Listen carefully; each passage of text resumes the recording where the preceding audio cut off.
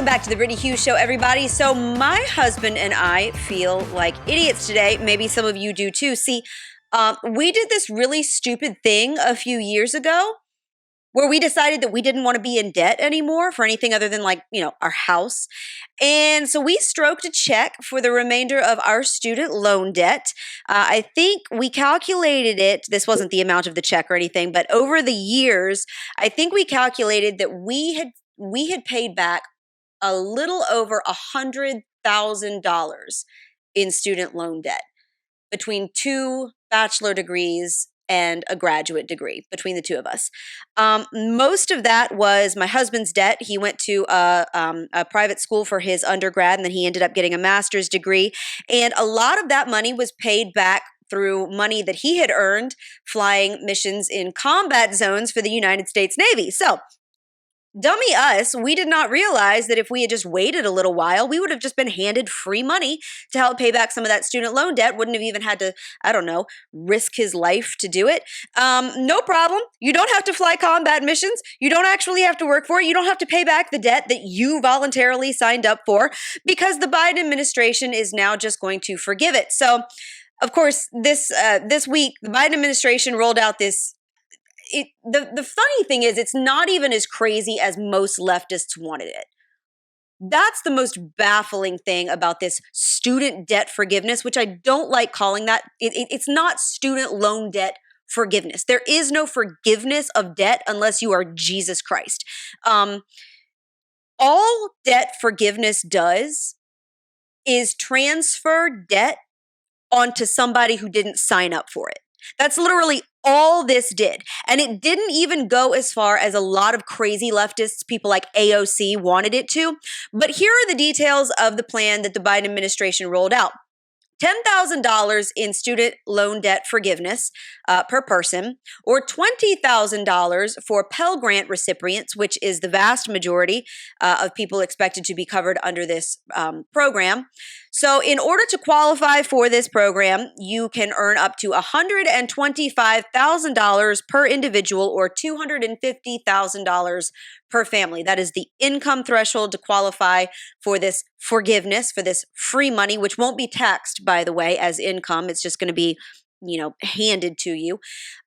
This program is expected to cover more than 40 million people. 60% of those are Pell Grant recipients, and nearly half of them are going to see their debt fully canceled. Okay. So, of course, if you look at the way that the media is framing this, they're framing this as student debt relief. For anybody with student loans, it's a big deal. This could totally wipe out the student loan burden for about a quarter of borrowers. The idea is that you are weighed down by something. You have been victimized by something. This isn't your fault. This is something that is a weight around your neck and is keeping you from being able to go and live your own life. Relief like pain relief, right? So there's no focus on the fact that the people who are getting their debt forgiven, i.e. passed off onto other people, like us, who actually paid back our student loans, like people who didn't go to college at all. The idea that these are people who voluntarily signed up for this debt, that put their John Hancock on these documents, many of whom, if not most of whom, did so knowingly, that's not really focused on. All that is focused on is the Biden administration is relieving you of this incredible burden of debt that you haven't saddled yourself with. This is something you have been victimized by, possibly for years. Of course, this isn't going to be free because debt forgiveness is never free. The program is estimated to cost the government, i.e. the taxpayers, you and me, around $364 billion. According to one economist cited by CNBC, $364 billion. This is not a situation where the government just says, you don't owe anything and everything is perfectly fine. We'll just forgive it. the cost gets transferred to other people. Someone has to pay it because all of the faculty salaries, those universities, they all already got their money. Someone has to pay it back. So who is actually going to benefit from this program? It's important to understand when looking at who actually gets debt forgiveness and whether or not this actually helps the least of these. It's important to understand who actually owns the student loan debt in this country. Less than 32% of this program's funding is going to benefit Americans in the 2 lowest income quintiles. So quintiles, income is divided up into 5 categories. Those making the lowest amounts of money, those with the lowest incomes, only 32% of all the money in this program is going to go to them. 42%, nearly half, is going to those who earn more than $82,000 a year. So the Brookings Institution reported that 1/3 of student loan debt is owned by the wealthiest 20% of households. That top bracket owns 1/3 of all student loan debt. The bottom 20% of earners own 8%. So when you look at programs like this, when you look at who this money is actually going to go to, it's not going to the poorest. It's not going to those earning the least. And it kind of makes sense, right? Because if you think about it, the people that are most likely to hold the most student loan debt are going to be people, particularly people with graduate degrees, not just bachelor's degrees. We're talking about people with master's degrees, people with doctorate degrees, people who didn't just voluntarily sign up for student loan debt once or even twice, possibly even 3 or 4 times. And those degrees are what are helping enable them earn lots of money at certain jobs. That's who's going to be benefiting from this program. So the bottom line here is that wealthier Americans are more likely to benefit from this than Americans who didn't earn any degrees, who maybe didn't have the chance to go to college, who made a good fiscal decision with their lives and chose not to go to college because they found themselves in a trade or some other worthwhile profession. And maybe they chose that for themselves, trying to be smart with their money, recognizing their circumstances, and who have worked their butts off for everything that they've gotten. This debt from wealthier Americans who have benefited from these degrees and are still benefiting from these degrees, those Americans are having their debt transferred to people making less and people who did not have the benefit of going to college. This is not just a wealth redistribution. It's like wealth redistribution in reverse. Making some of the poorest Americans, making people who are currently struggling with record high inflation, skyrocketing gas prices, making those people foot the bill for degrees that other people voluntarily took out. And I do think that this raises a couple of key points. First of all, let's just state this for the record. I don't really care if this offends you. I don't care if this bothers you. Your debt is your debt. Whether you understood what you were doing when you signed up for it, whether you knew full well whether this was ignorance or negligence, or you just really didn't care. Your debt is your debt. It is no one else's. There is really no difference between saying, well, student loan debt is, or college degrees are a human right, and all of these AOC squad talking points like college degrees are something that should be free because everybody deserves one, and therefore it is immoral. AOC said this week it is immoral to hold any student loan debt. The very concept of student loan debt is immoral because it is a human right to seek higher education. You could also make the argument that it's a human right to have shelter. It's a human right to have food. It's a human right to have a vehicle so that you can get to work. But let me clue you in on something.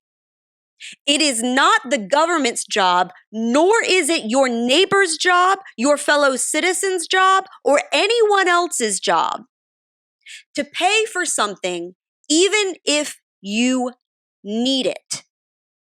Even if it is a necessity to your life, that does not make it someone else's responsibility.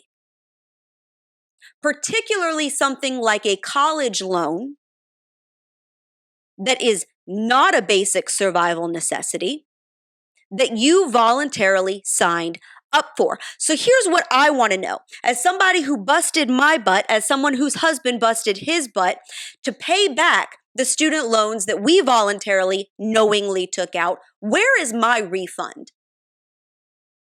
Do we get 10 or 20 grand back? I mean, that's obviously an important question to ask, right? What about all of the people who desperately worked hard and maybe didn't save as much as they could, or maybe went without certain luxuries, or maybe lived in a smaller home, or maybe bought an older used car because they had student loan debt that they were repaying? Where is the fairness in this for them? And here's another important question that I think needs to be asked, because if you look at government programs like this, they're never one and done, right? You never have a program like this and it's the only time that it ever happens. It's kind of like amnesty for illegal aliens. It's never something that's just done one time under Ronald Reagan and then nobody ever talks about it again. They end up being continued ad nauseum. So if you're going to forgive student loan debt for current debt holders, what about current high school students that are planning to go to college this year or next year and are already taking out student loan debt in order to do it? Are they going to get their loan forgiveness? And one of the most concerning things that I think that this program raises, one of the most concerning points, is the idea that now future loan borrowers are going to be borrowing money with anticipation of loan forgiveness because it's already happened once. So there's no way, there's no logical way to simply do this one time without fixing the root problem of why college costs so much in the first place, which is an entirely different discussion that I'd like to get into at a later date. But without addressing that in the first place, simply throwing money at this problem one time is not going to fix the systemic issue that is causing this. So in that vein, I want to switch over to another thing that happened this week, because I think that in order to look at this issue, I think we need to look at education kind of holistically, and this is it.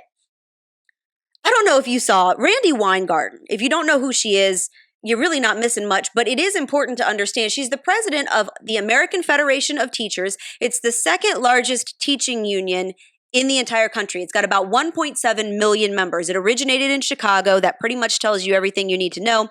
This is the same woman, by the way, who is very, very heavily pushing for keeping schools closed and masking children as young as 2 years old in the classroom. But she herself was caught partying with friends at a restaurant without a face mask. You remember this?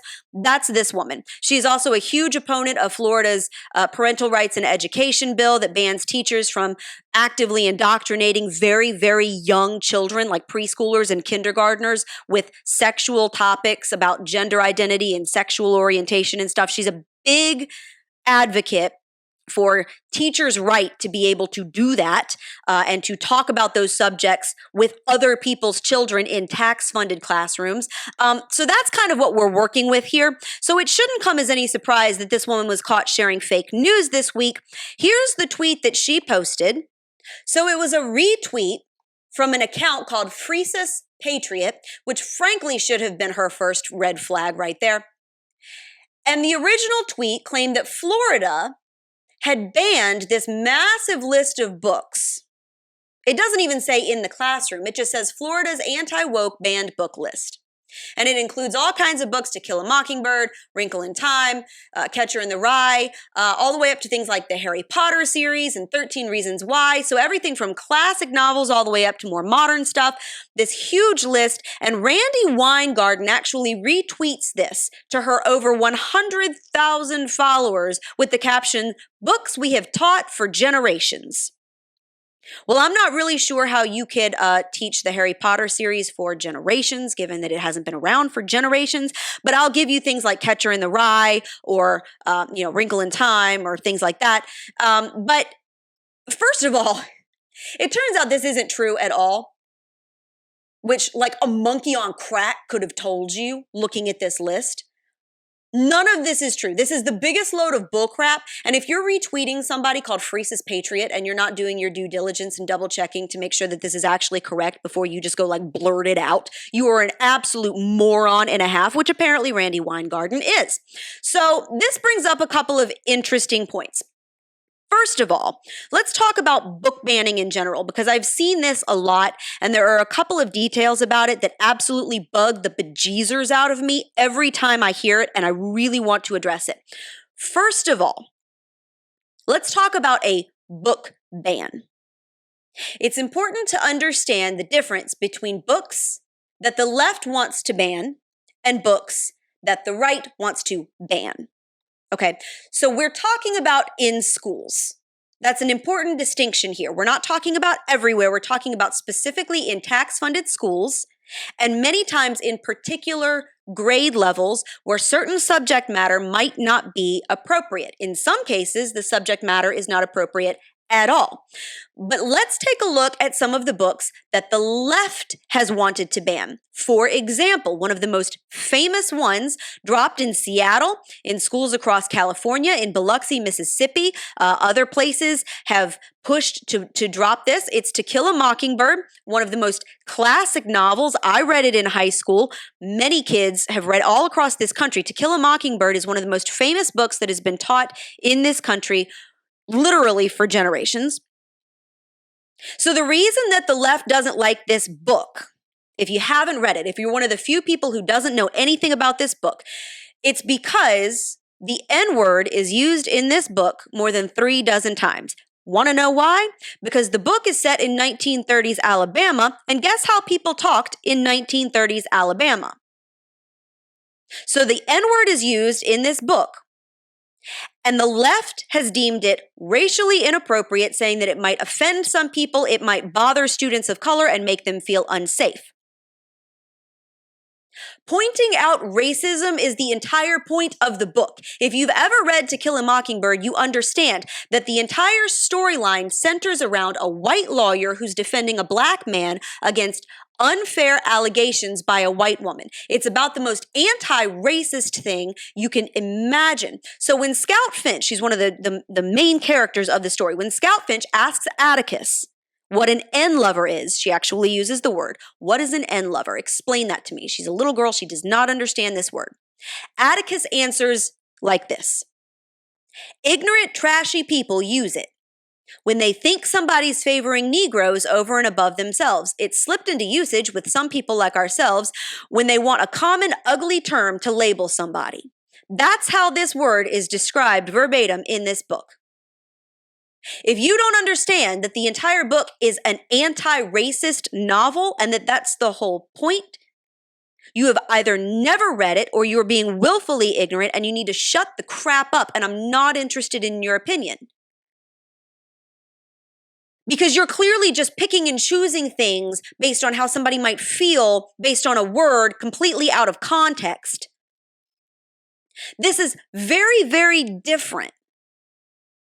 Classic novels like this, novels like Mark Twain's Huckleberry Finn, these novels are very, very different from some of the material that you have seen conservatives pushing to be removed from schools in recent months or even years.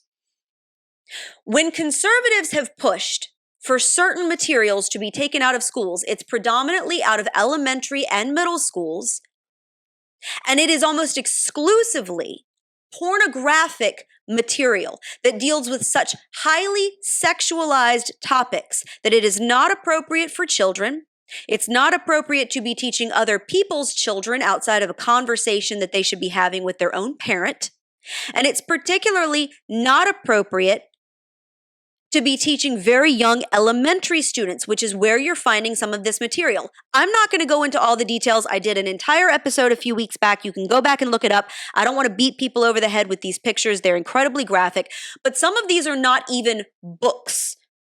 They're graphic novels that tell stories through pictures, and the pictures themselves are pornographic. Depictions of people performing oral sex, depictions of people doing all kinds of obscene acts with one another, trying to discover their sexuality. And these books are being provided in libraries to prepubescent children as young as 5 and 6. That is what conservatives and conservative parents, and frankly, parents in general, are having a problem with in schools. It is far different and far removed from subject matter like what is handled in To Kill a Mockingbird. So to understand book bans in schools, we need to understand that there is a major difference between the two sides of the political and ideological aisle here and what they think is appropriate or not appropriate for children. Another thing that should be pointed out is this constant reference to Nazi book banning. So sick of it. If you have to compare something to Adolf Hitler, you have already jumped the shark and lost the argument, okay? Multiple times you will see the left coming out. Of course, everything is Hitler, right? Donald Trump is Hitler. Ron DeSantis is Hitler. Everything and everybody that they disagree with is Hitler or a Nazi or whatever. And apparently, if you push back on any of this inappropriate material being shoved on elementary school students, you are also Hitler. Here's Senator Roland Gutierrez down in Texas comparing Greg Abbott banning CRT in schools to Nazi book burning. We had a weak, watered-down CRT bill in a special session because Abbott said we have to do something about CRT, yet he won't do anything about guns. My suspicion is that CRT bill is going to come back in the spring. We're going to see a much stringent CRT bill. Let's face it, these aren't problems, but this is how bad things begin. And it's how bad things have begun historically. It's what happened in Nazi Germany. They began to burn books. They began to tell people how to think. That is what's happening with people like Rick DeSantis, people like Greg Abbott. People need to wake up. There's certainly a woke problem, but it's the fact that people need to wake up as to what's happening with these two leaders in this country. And of course, he's far from the only one. So over in Kentucky, Dr. Lynn Reynolds, she's the executive director of library media services at Jefferson Public Schools. She spoke during a July 28th hearing in favor of keeping a book in the library accessible to students. It's called Gender Queer. I discuss it in another episode. Go back and look at it. It's an incredibly graphic book depicting incredibly graphic sexual acts between children. And she advocates for keeping it in the district's public school libraries. She says that removing it would be like book burning in Nazi Germany. No community member should impose their views, their values, and their interests on others by restricting another community access to particular books. This produces suppression of ideas, and suppression leads to oppression. I don't want to be too dramatic, but I want to be clear. Hitler banned and burned over 25,000 books that were targeted for burning because they were viewed as representing ideologies opposed to Nazism. Okay, so let's talk about what happened in Nazi Germany for just 2 seconds. So book burning in 1933 was when a whole bunch of university students who were Nazi sympathizers in Germany back in the early days of the Third Reich, and they took tens of thousands of books, predominantly written by Jewish authors, or that were critical of certain political theories that the Nazis were espousing at the time, and they piled them all up in the town squares, and they lit them on fire. And that's not where it stopped. Germany, of course, Nazi Germany and Hitler's regime ended up banning certain books. It wasn't just that you couldn't have them in universities. You couldn't have them at all. They were not allowed at all. From a wide range of political theories that they thought were threatening, from Jewish authors or others that were, deemed inhuman to the Nazis. That was Germany's book banning. It wasn't just, we don't want this school in a tax-funded elementary school accessible to very young students who might not understand it, or because it goes against things that parents don't want being taught to their prepubescent children outside of their own home where they can have those conversations themselves. This is an extremely different thing, and it's historically ignorant to compare the two. Saying you can't keep a pornographic book in an elementary school library, or saying you cannot teach a 5th grade student that whiteness is inherently evil and that he should be ashamed and that he should denigrate himself, to appease the feelings of someone of a different color.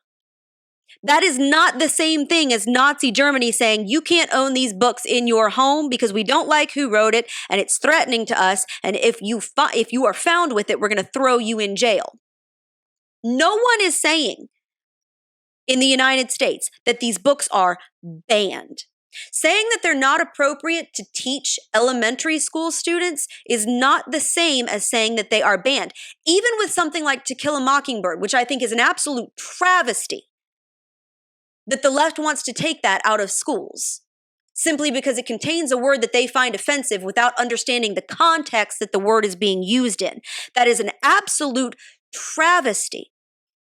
And my English major heart is just so angry at that.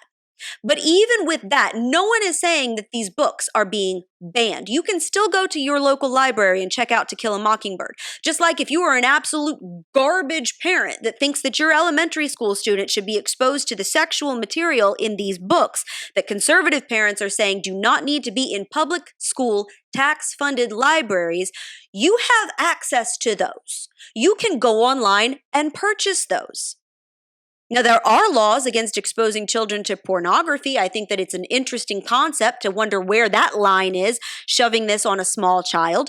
But no one is saying that these books are banned, which I want to preach a little bit to conservative parents who are watching. I know that's the predominant audience that I speak to, so let me preach to the choir just for a second. This raises an incredibly important point.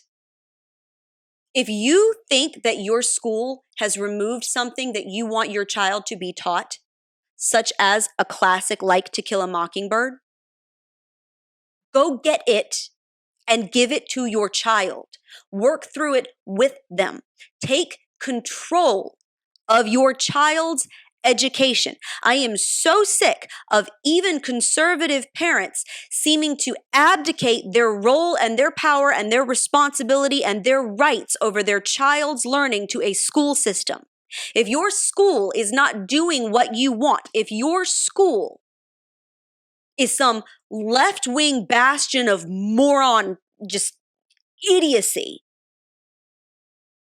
advocate at your school board hearings, but teach your child at home. Even if you can't pull them out and homeschool them full time. I understand that doing that or pulling them out and putting them in a private school is a great expense, and not everybody has access to those options. I get that. But you are your child's first teacher. No one is banning books from your home. So you can still access all of this, and it's important to understand that. That is far different from what is happening in Nazi Germany back in the 1930s and the 1940s. So where does that leave us? Of course, Randi Weingarten ended up with egg all over her face because she tweeted out this list, and it turns out it's not even true. She had to do a big mea culpa over on Twitter saying, "My bad, we thought this was verified. I threw it out there.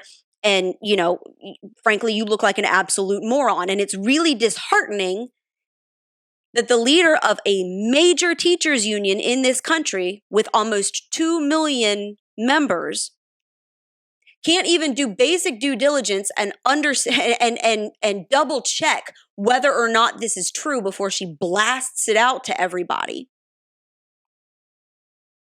But it does raise an interesting question, I think, when it comes to student loan debt forgiveness.